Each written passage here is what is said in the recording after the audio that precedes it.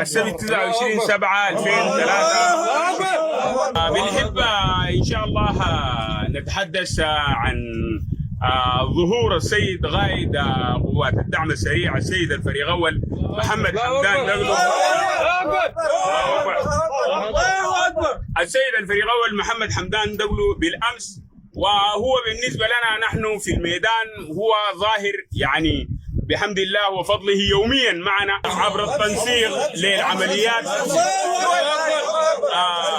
وداخل المعركة وبعد المعركة هو متواجد معنا طبيعيا. يعني نحن نحمد ربنا سبحانه وتعالى انه ما متحرمين من شوفته ولا اللقاء معه، لكن الكلام ده بالنسبة للمدنيين أو بالنسبة للناس الخارج السودان هو بمثابة الظهور يعني بعد فترة طويلة. لكن نحن كضباط داخل صفوف قوات الدعم السريع في كل المعارك، وآخر معركة الاحتياط المركزي هو صلى صلاة العصر بعد ذلك حتى نتقدم معاه.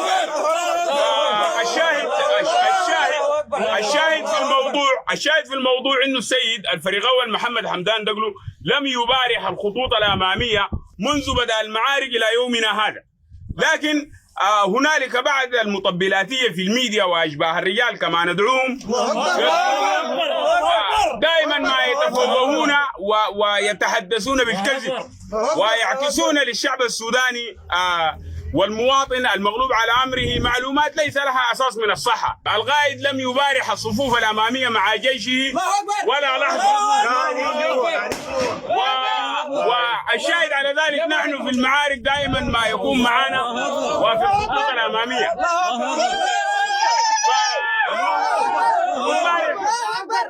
فامبارح ظهور السيد الغايب كان بيحتوي على بعض الرسائل اصلا نحن مؤمنين بها وبنقاتل من اجلها. الله اكبر.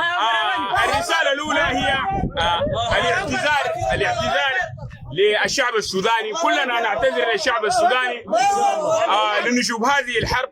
والرسالة الثانية لأشاوس قوات الدعم السريع بأنهم لقنوا فلول الكيزان دروس في العمليات القتالية سيحتارون في تفسيرها وسيتدارسها الأجيال جيلا بعد جيل، حيث أنهم انتصروا على فلول الكيزان في معارك لا تحصى ولا تعد، واستلموا كثير من المواقع الاستراتيجية. آخرها الاحتياطي المركزي. هذه الانتصارات سيسطرها التاريخ بمداد من ذهب، وسيحتار علماء وأباطرة العلوم العسكرية في كيفية تحقيق هذا النصر بواسطة هذه القوات محدودة التسليح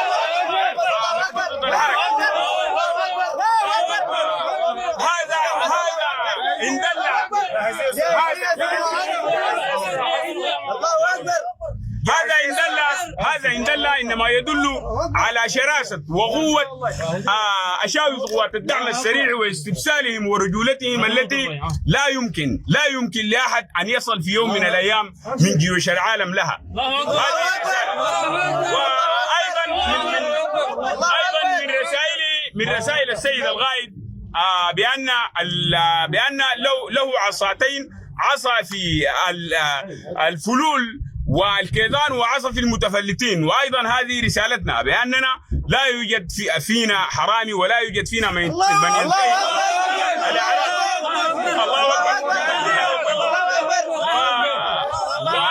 وايضا من رسائله لشرفاء القوات المسلحه ان يقوموا بعزل هؤلاء الغادة الذين يتبعون لفلول الكيزان. بعد ذلك سيكون الحل لهذه القضية وينهى الحرب في خلال 72 ساعة. وهذا من الضروريات،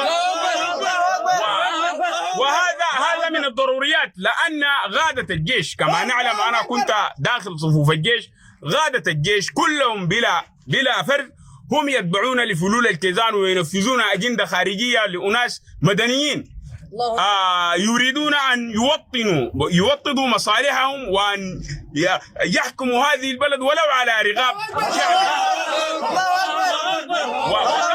يعني كما ذكر السيد الغائب بأن أحمد هارون الآن هو رئيس اللجنة الأمنية، فهذا ينافي للحقيقة، لأنه لا يوجد كيزان. كيف لا يوجد كيزان وهو الآن رئيس اللجنة الأمنية في القضارف وكسلة؟ إذن غادة الجيش، جنرالات الجيش الذين الآن يستولون على القيادات سواء كان على مستوى رئاسة الأركان أو على مستوى الأسلحة والوحدات، لا بد من أن يكون هنالك هيكل وإعادة تنظيم للجيش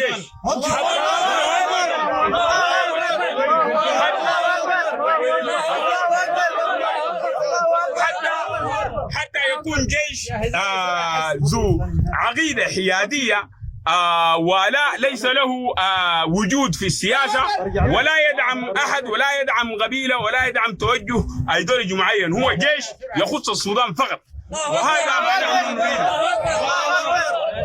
وأيضا من رسائلي رسالة إلى ياسر العطا، الله أكبر، ياسر العطا، رسالته لياسر العطا في تخبطه في تلك التصريحات.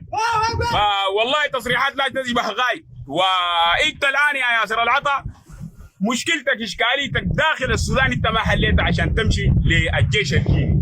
فانا من هنا بشكر السيد قائد قوات الدعم السريع السيد الفريق اول محمد حمدان دقلو، ووالله نحن ارواحنا رخيصه في سبيل هذه القضيه التي هو الله اكبر.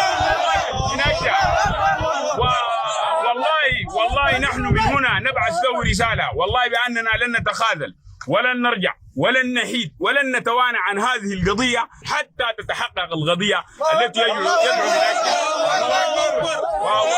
والله بإذن الله نحن على العهد باغين، ونحن إن شاء الله لن نزداد إلا إصرار، وبإذن الله سننتصر وسنرفع راية النصر داخل العاصمة. أنا النغيب المتمرد على غادة وساسة الجيش الفاسدين، النغيب سفيان محمد زين بريمة، جاهزية سرعة حسن.